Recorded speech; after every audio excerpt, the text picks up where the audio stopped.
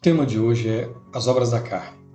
Continuando o que nós começamos a falar ontem, nós temos dentro de nós essa guerra entre o espírito e a carne, e aquele que nós mais alimentamos é vencer essa guerra.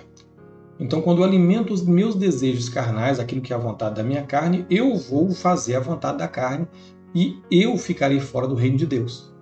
O nosso tema está baseado lá em Gálatas, lá no capítulo 5, no versículo 19, que vai dizer assim: Ora, as obras da carne são conhecidas e são prostituição, impureza, lascívia, idolatria, feitiçarias, inimizades, porfias, ciúmes, iras, discórdias, dissensões, facções, invejas, bebedices, glutonarias e coisas semelhantes a estas, a respeito das quais eu vos declaro, como já outrora vos preveni, que não herdarão o reino de Deus os que tais coisas praticam. Como nós falamos anteriormente, nós falamos aí a respeito da porneia, da prostituição, da impureza, da lascívia. Hoje vamos dar continuidade, conhecendo essas obras da carne que podem nos afastar do reino de Deus. E as duas próximas que nós vamos falar hoje são a idolatria e feitiçarias. Idolatria seria adoração a falsos deuses ou culto a Deus. Mas nos dias de hoje ela vai abranger muito mais coisas. Mas vamos voltar lá atrás. O que o apóstolo Paulo estava se referindo nessa época? Porque havia muitos ídolos, as pessoas adoravam muitos ídolos. E lá em Êxodo, no capítulo 20, nós temos uma ordem de Deus. Êxodo, no capítulo 20, a partir do versículo 4, que ele vai dizer assim: Não farás para ti imagem de escultura, nem semelhança alguma do que há em cima nos céus, nem embaixo na terra, nem nas águas debaixo da terra. Não as adorarás, nem lhes darás culto, porque eu sou o Senhor teu Deus, Deus zeloso, que visito a iniquidade dos pais nos filhos, até a terceira e quarta geração daqueles que me aborrecem.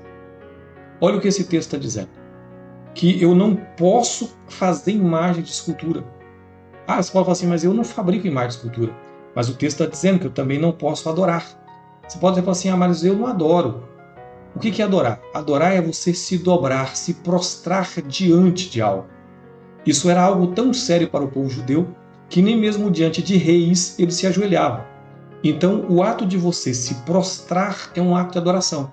Você vai ver que todas as pessoas, quando chegavam até Jesus e o adoravam, essas pessoas se prostravam diante dele, reconhecendo ele como Deus.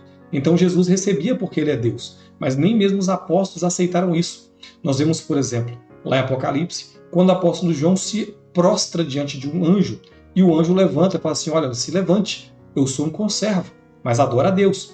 Então, o ato de você se ajoelhar diante de uma imagem, você está adorando essa imagem. Agora, o mais importante que nós precisamos ver é que o texto está dizendo que isso para Deus é aborrecê-lo. E ele vai visitar até a terceira e quarta geração dessa família com aquelas pessoas que cometem idolatria. Mas ele vai visitar para o bem? Não. Ele vai visitar para o mal. Então eu tenho que tomar cuidado. A idolatria não pode estar na minha vida. Mas como eu falei, idolatria não é só adoração a ídolos. Hoje tem muito mais coisas. Olha o que diz lá em Romanos. Romanos, lá no capítulo 1, a partir do versículo 19. Porquanto o que de Deus se pode conhecer é manifesto entre eles, porque Deus lhes manifestou.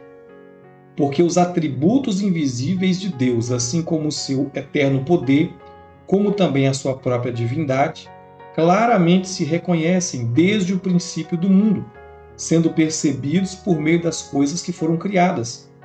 Tais homens são por isso indesculpáveis, porquanto, tendo conhecimento de Deus, não glorificaram como Deus, nem lhe deram graças. Antes, se tornaram nulos em seus próprios raciocínios, obscurecendo-lhes o coração insensato. Inculcando-se por sábios, tornaram-se loucos, e mudaram a glória do Deus incorruptível em semelhança da imagem de homem corruptível, bem como de aves, quadrúpedes e répteis. E aqui nós vamos ver algo muito importante, ao qual o Senhor agora abandona o homem, entrega o homem para todo sentimento perverso. E eu tenho que tomar cuidado para que eu não venha colocar pessoas no lugar de Deus. Então a idolatria não é apenas ídolos, não é apenas imagem de escultura. Mas a idolatria também seria eu colocar pessoas no lugar de Deus. Hoje tem marido que coloca a esposa no lugar de Deus. Tem esposa que coloca o marido no lugar de Deus. Tem pai ou mãe que coloca o filho no lugar de Deus. Essa pessoa venera o seu filho, ela ama o seu filho acima de tudo. Se o filho vier a faltar, é o fim da vida dela. Então tem pessoas hoje que colocam a sua riqueza, a sua confiança e o seu amor no dinheiro acima de tudo. Pessoas que colocam o seu amor no status social, nos likes que ele recebe nas redes sociais, na sua posição, no seu reconhecimento nas mídias, ele coloca acima de tudo. E isso se torna o Deus dele. Então o que é idolatria? É tudo aquilo que ocupa o lugar de Deus. Tudo aquilo que ocupa o lugar de Deus como prioridade na nossa vida. Deus tem que ser prioridade na nossa vida. E se eu deixo ele de lado, ele já não é mais prioridade. Então tudo que eu colocar no lugar dele é idolatria. Não é apenas imagem de escultura, não é apenas outros deuses, mas qualquer coisa que eu colocar no lugar dele. E eu preciso estar atento quanto a isso. Olha o que o apóstolo Paulo diz lá na sua carta aos Coríntios, primeira carta aos Coríntios, do capítulo 10, lá no versículo 14. Portanto, meus amados, fugi da idolatria. Ele está dizendo, fuja da idolatria. A idolatria tem que ser fugida, a gente tem que fugir. E voltando lá nos assuntos da carne que a gente está falando, existe uma área da carne que as pessoas às vezes não percebem, que são as feitiçarias. Então nós já vimos a idolatria, vamos falar agora de feitiçaria. O que é feitiçaria? Feitiçaria vem da palavra farmaqueia, de onde se originou a palavra farmácia.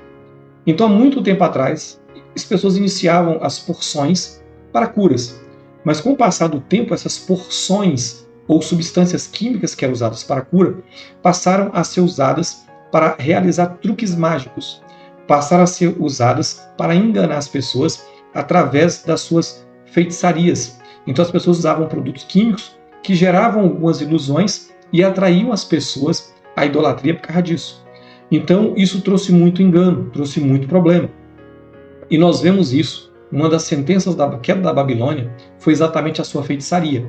Olha o que diz lá no livro do profeta Isaías, no capítulo 47, a partir do versículo 9, que vai dizer assim: Mas ambas dessas coisas virão sobre ti num momento, no mesmo dia, perda de filhos e viuvez, virão em cheio sobre ti, apesar da multidão das tuas feitiçarias e da abundância dos teus muitos encantamentos. Então Deus está dizendo, por mais que você esteja fazendo feitiçaria e encantamento, quando a minha sentença, o meu julgamento, o meu juízo vier sobre você, não vai adiantar. Então as pessoas começaram a fazer isso. Então havia o quê? Havia amuleto, havia encantamentos, havia talismãs, havia coisas para proteger as pessoas do mal. É só você observar os dias de hoje. Tem gente que para atrair sorte tem um pé de coelho. Se pé de coelho desse sorte, ele não tinha perdido o pé. Tem gente que coloca uma ferradura atrás da porta da casa. Se ferradura desse sorte, todo cavalo teria a maior sorte do mundo. Os bois, os animais que usam ferradura, teriam muita sorte. Então as pessoas colocam a confiança delas nessas coisas, nesses amuletos. E nós temos muitos cristãos nos dias de hoje fazendo a mesma coisa. Tem cristão, por exemplo, que deixa a Bíblia aberta no Salmo 91, dizendo: minha casa está protegida porque o Salmo 91, a Bíblia está aberta. A Bíblia aberta no Salmo 91 não vai proteger a tua casa, não vai proteger a tua vida. Mas a prática da palavra, o conhecimento e a santidade vai proteger a tua vida. Tem pessoas que têm a caixinha de promessa e todo dia lê uma promessinha porque ele quer abençoar a sua vida.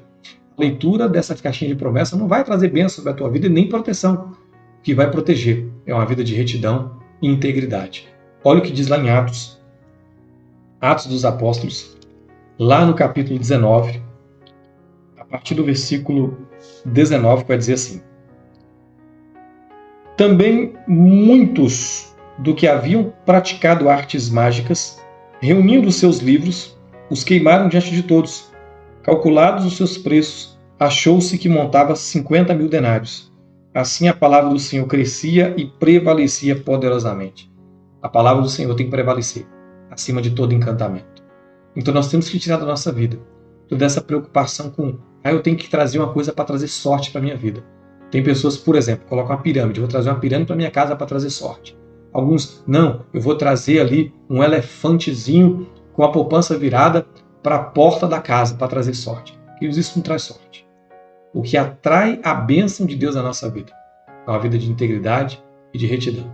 Que você possa tirar da tua vida a idolatria e qualquer sentimento de feitiçaria, qualquer preocupação com amuletos para te proteger. Quem te protege é o nosso Deus. É Ele que envia os anjos para nos guardar. E basta a gente pedir. Amém? Eu quero orar por você e pela sua casa nesse momento.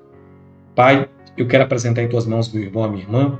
Eu quero clamar em favor da vida dele. Venha guardar, Pai, o coração deles de todo sentimento de idolatria. Que absolutamente nada ocupe o teu lugar na vida do meu irmão, da minha irmã. Que o Senhor seja prioridade na vida deles. Guarda também, Pai, de todo sentimento de medo que tem nesse mundo, para que eles queiram atrair sobre a vida deles amuletos, coisas para proteger. Mas quem nos protege é o Senhor. É o Senhor que envia os teus anjos para nos proteger, de acordo da maneira com que nós nos entregamos a Ti. Eu te peço, Pai, coloca no coração dos teus filhos o desejo de viver na prática da Tua palavra, o desejo de viver andando os Teus retos caminhos. Porque quando fazemos a Tua vontade, é que a Tua bênção e a Tua proteção vem sobre nós. Eu oro por essa casa e por essa família, que o Senhor dê a eles entendimento e sabedoria para livrá-los de todo o mal. Em nome de Jesus, eu que oro e agradeço. Amém, queridos.